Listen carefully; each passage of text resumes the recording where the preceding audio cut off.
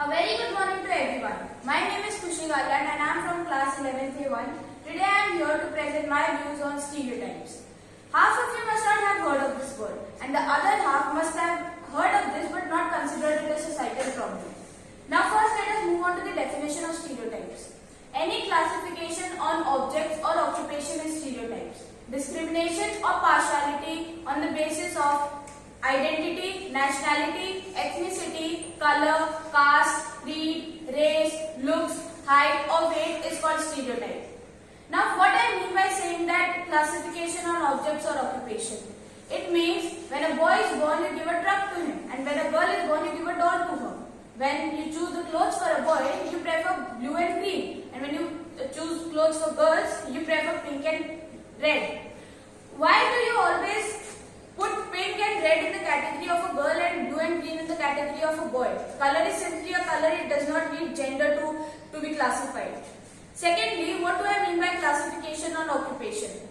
When a girl is deciding her career, she definitely chooses, first her priority is choosing a job which is from 9 to 5 like that of a teacher or a bank job. And when a boy is deciding his future, he definitely prioritize the jobs like defense jobs or the police line jobs. When an inspector is there, it's not a male inspector or a female inspector. He or she is simply an inspector. When there's a commander, he or she is simply a commander. It's not a girl commander or a boy commander. When there's a teacher, it's not a male teacher or a female teacher. He or she is simply a teacher. So why, if the designation is not requiring any gender, why are we putting on gender in that? Now, let us come to a meeting point.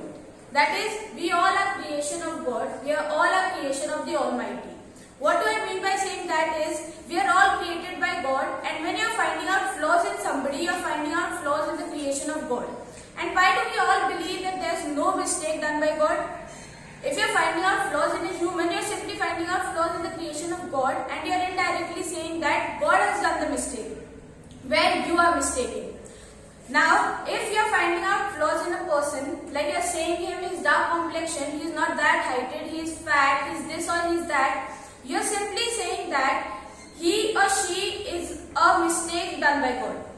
And when you do this, it's not the mistake of the person in the front, but it's the mistake of your mindset. I don't say it is your fault, but I find your fault when you realize that you are doing something wrong, and when you are doing something wrong and you are still not correcting it, I find your fault there. Our elders have been doing this, I know that, and this is going to pass from generation to generation. The stereotyping habit is going to pass from generation to generation, but when you know that this is wrong, you have to correct it. You have to stop this chain that you are not going to pass this to your younger ones. When I say this, I mean that you have to stop bullying your friends, you have to stop teasing your friends, and when you see someone else stereotyping, you have to confront the person.